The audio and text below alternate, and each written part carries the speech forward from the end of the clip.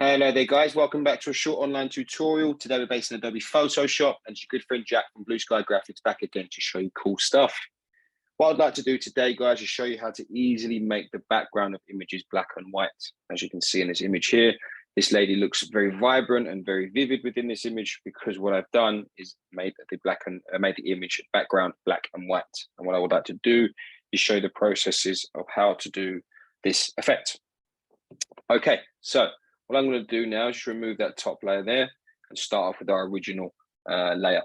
Now what I'm going to do is duplicate that whole layer. The shortcut to do that is Command-J on Mac or Control-J on Windows, like so. And with that layer highlighted, I'm now going to come to Help and Photoshop Help. Now if you come here, you'll get all these options here. Now if we scroll down to Quick Actions, we have this option here of Make Black and White Background.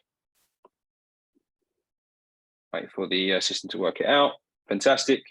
Let's say select a mask there. Wonderful. Let's close this off. And let's say I'm happy and I'm going to press OK. And as you can see, you've created your smart filters here. But if I now enlarge, you can see that I've made the background black and white very easily. If you're interested in finding out more, guys, please take a look at our website at blueskygraphics.co.uk. And also as well, the recordings that are coming out on a weekly basis. So please make sure you take a look.